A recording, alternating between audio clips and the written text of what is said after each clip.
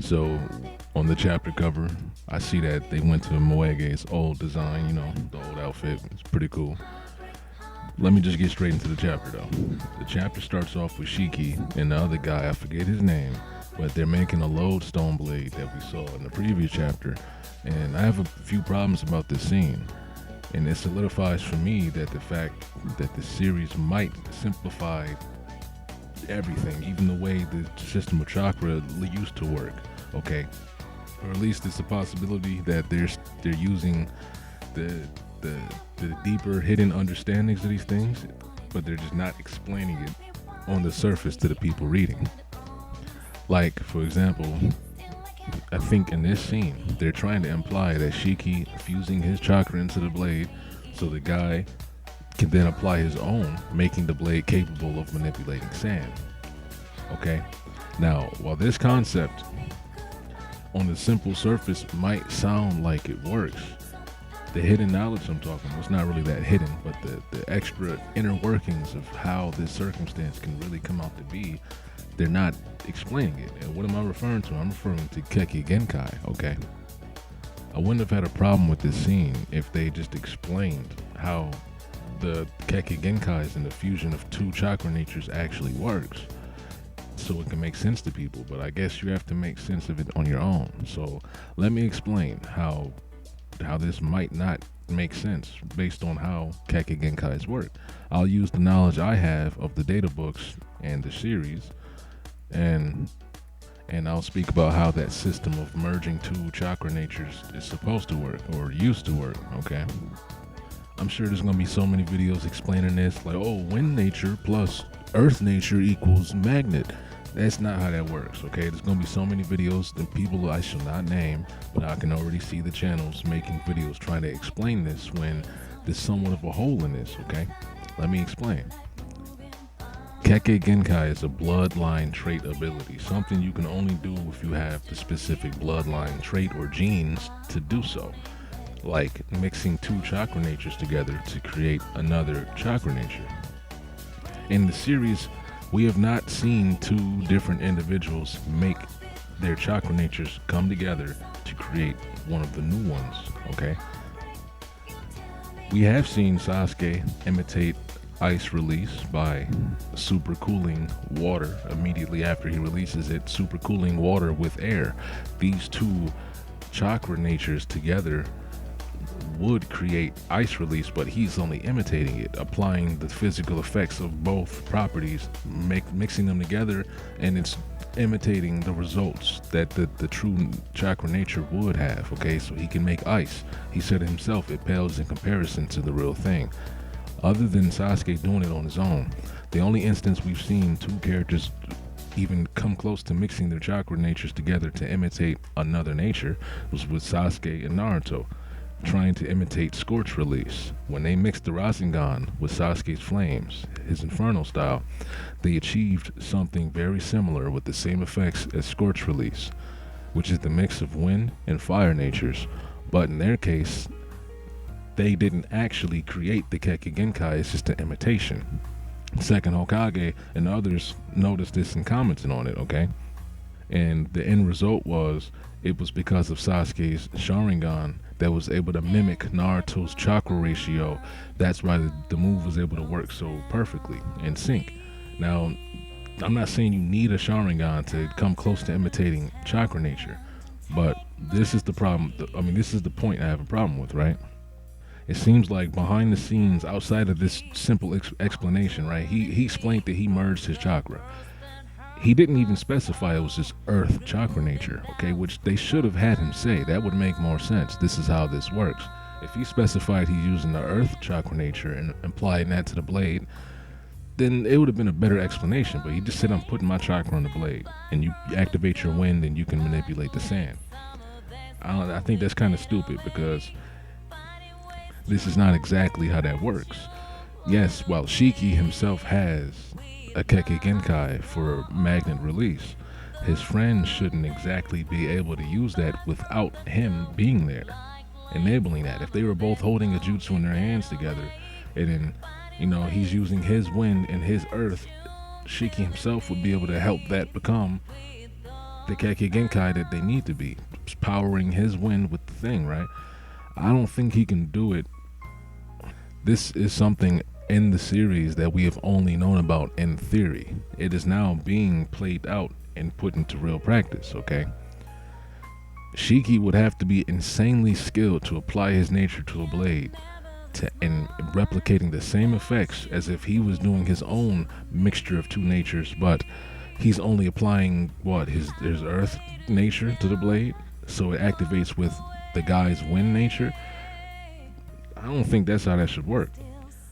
But hey, I digress. I don't think it's not even meant to be that deep anymore. They kind of gloss over these small details and just say, well, they trained and made it work. Like with Boruto creating his own version of the Yellow Flash's jutsu, I wasn't expecting a deep explanation on that. They cut the corners on it. They said, oh, well, he couldn't learn it the same way, so he created his own version of it. Effectively, it works the same. There's probably only a delay time because he has to make the hand sign.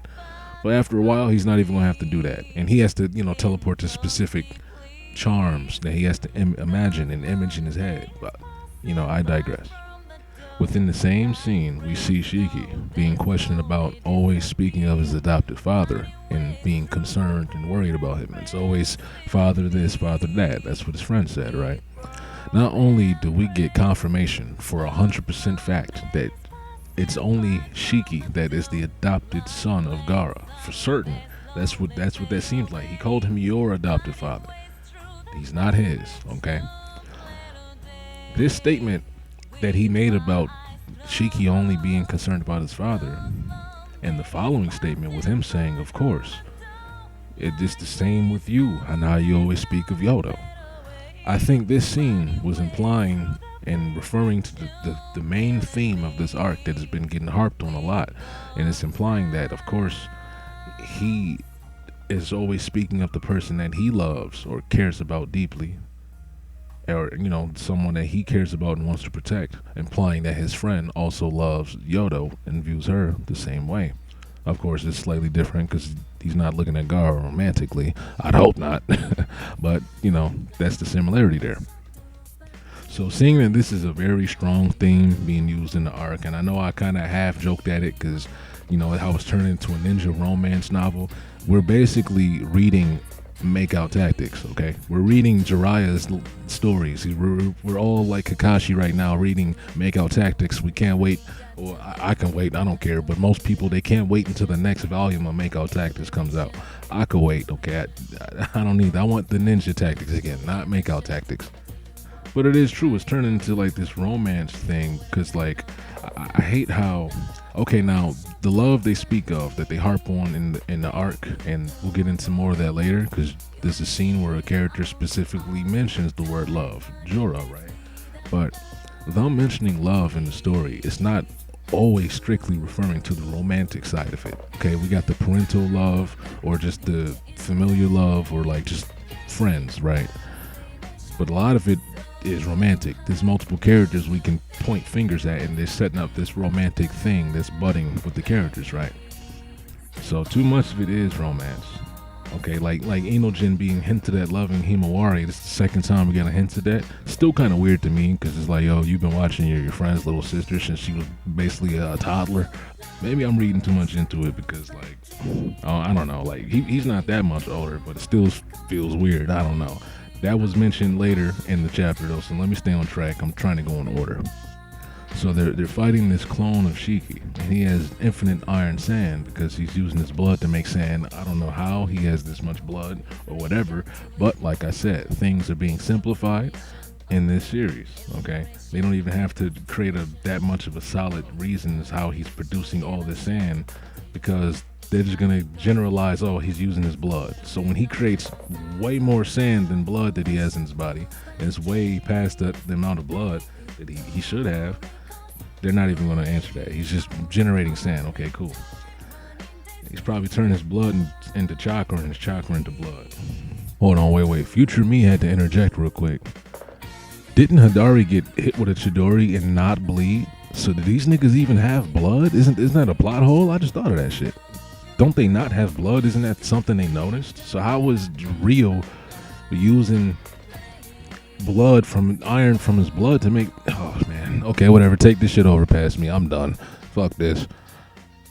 But this overpowered ability from the blade is holding Ryu back, and it can force him to appear. He is infinitely using sand to disappear and teleport.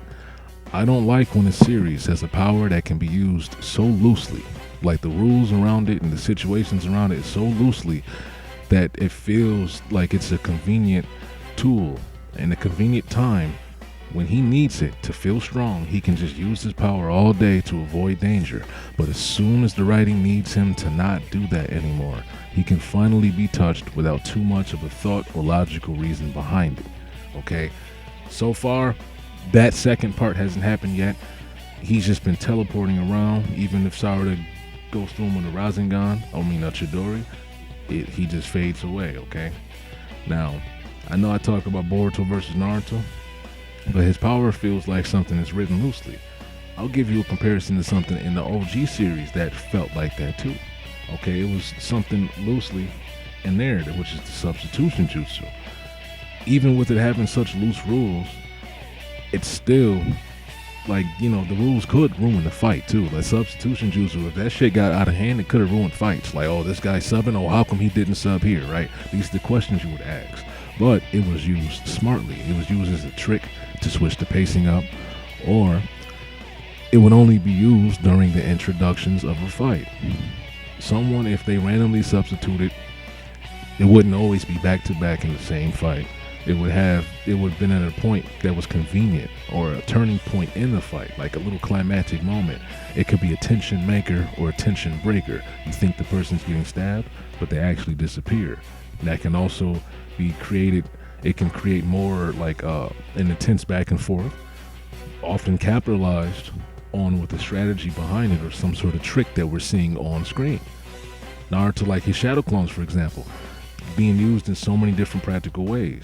Every time he throws a shadow clone and it tricks somebody, and they think the demon windmill shuriken's him, but it's not him, but oh wait, it really is him. Like all that sort of little stuff, gone, okay?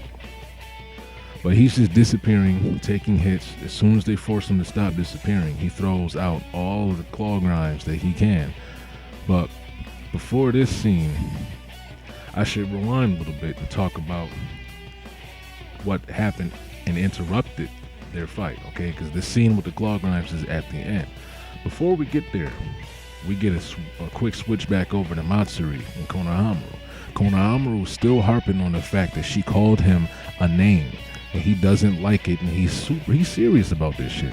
Okay, I thought at this point it would have been something that he would have stopped harping on since the mission seems to be going left, but the fact that he's looking like an idiot, still arguing with her about the specifics on how this doesn't make him feel right and if it's wrong or not, he seems like a little punk, man. He seems like he's a bitch, bro. He's a little bitch, but at the same time, I had to think about it. It might give me some hope. Maybe Konohamaru isn't as much of a flop as I think he is. Maybe he's not being a little emotional baby, being like picky about a name in a situation where his Hokage just gave him a mission to execute this shit coldly, right? Maybe the little hope is maybe Konohamaru has a plan or strategy in mind. I still personally think it's not too late, given the situation and how they got her acting like, she's the woman in love. She's just going real crazy over it because obviously she doesn't understand her emotions either, so she's going crazy over it. I feel like Konohamaru has a chance to recover from this with Matsuri because she has an unstable emotional state with fickle emotions. Okay, Konohamaru could clutch this as he tries to manipulate the situation, being as this is all stemming from her loving him in the first place, right? And what he said. I feel like if he tries to take a different approach or appeal or appease to what she's saying, it could work. I feel he could, if he says the right thing, or maybe he'll like grab her hand and it'll be some sort of emotional moment that she gets flustered and starts listening finally, maybe he'll flip it around and say, no, I don't want you to call me that name because it's special for me and Moegi. I want me and you to have our own special name, and it's not just you copying her and trying to imitate her. I want you to be you and so on and so forth. And then that would lead Matsuri to the realization that Konohamaru was not exactly rejecting her, and that they can have their own special relationship, even though it's not just Moege, that they can have their own, and he's willing to have something with her similar to what he had with the person who she mirrors, right? So the fact that, like, if she claims that if she eats him, she'll get rid of that feeling. That's a backwards sentiment. It's a backwards thing, for us, as we know what the hell's going on with her, right? We know what love entails for the most part. Even if you haven't experienced that shit, you know the idea, right? So you would know naturally that if she's saying she loves him, then her getting rid of him realistically would not actually get rid of this feeling that she's talking about, right? It would probably make it worse for her. If she killed him or he died, it'd probably make this feeling she has worse. Okay? So she's not going to just stop caring about him because he disappeared. She'd probably care about him more if he disappeared. But as far as like Konohamaru saying the wrong thing to her and possibly saying the right thing next chapter, even in the next panel, Ada says, like, cause she's the relationship guru of Boruto. She knows, cause she's a girl who's a girly girl, and she loves love and all that other bullshit, right? So she says that the issue isn't exactly what that she wants to call you that name specifically, but she wants some sort of special connection with you. Obviously, the same type of connection that he's having with Moege. So when I got to that part, I'm like, okay, yeah, definitely, he could still say something along the lines of what I just said to kind of like appease Matsuri and like, get her to calm down, because she thinks that he's not wanting her to call that name because he just, I already explained that. I'm not going to harp on that again. Okay, so he could say that, nah, I want us to have our own special thing. That's what we did. Fuck that. She gone. It's us. He could play that up, or he could play that up. So yeah, he can make her realize that he's not saying what she thinks, and then she'd probably end up start thinking of her own name to call him and whatnot. Okay. So then we see Boruto and Koji working with Ada within the same panel, watching the situation. Boruto seems like he's getting a little impatient. I think he's gonna wait and allow everyone else to almost be in danger, but the only person he wouldn't wait for is Sarada. If she starts to get in trouble, this is when he's gonna act. This is when he's gonna move. Of course, it's playing off of that theme of love. It's being harped on this whole time. Whether or not he loves her, because we know that she loves her and she loves him in the story, right? Like legit likes the dude, right? Whether or not he feels the same way, he would still, I feel like, protect her out of that feeling, even if it's for her, or not only for her, but Sasuke as well, right? He made that promise to his master. So that theme is definitely getting played on really heavy. Even Joro, the main enemy, he speaks of what love can result in, okay, and how it can also go against one's better judgment, against the betterment of their plans and all that. Something Boruto might be setting up to do in this next chapter. He's going to go and try to save Sarada against his better judgment, against the betterment of his own plan, okay? Joro also speaks of, he speaks of many things. He's always speaking on a philosophical, self-searching, individualism. He's looking for everything. He's looking for the answers to ego and just the most mundane things and why they mean what they mean. He's looking for all these answers. So we see him speaking of evolution, all these other concepts as he does. Ego, life, individuality, and it's already setting up. I feel like it's setting up for one of these tree guys to be driven further by this love. Okay, we know what connections they all have with certain people. Only person we don't know what Jorah's connection is so far, whether it's Code or whether Code accidentally made another Ishiki because he loved that nigga, right? I don't know, but we know, for example, Bug loves Ada and he's gonna try to kill her. Okay, somebody will have to try to protect her. If it's not just her brother, somebody's gonna end up trying to protect her. Okay, she's probably gonna want Kawaki to protect her, but he's not gonna care. Hidari, I think, is the most likely candidate to become a traitor. Okay, being that he's based off of Sasuke as well, it'd be most likely the case that he might start having some sort of conflict in his. I don't even know if you can call it morality. I don't even think he has a sense of morals yet. So he'll have a conflict in his emotions and his thoughts and feelings referring to his family. Okay, and I think he's going to be sharing some of Sasuke's emotions and feelings in regards to his family. Okay, I believe like the old Sasuke, he'll have like a narrow-minded, hyper-fixated personality, and because that's what Sasuke kind of had, he was narrow-minded. He didn't see anything but what he was looking at and what he sees, and he hyper-fixates on that thing. I think it's gonna become Sarada.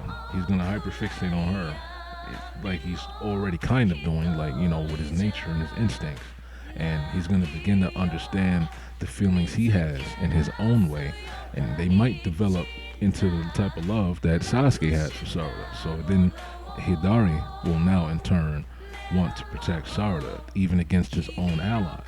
Okay, if he does do this, I think it would at least be interesting. You know what I'm saying, a little bit to some degree.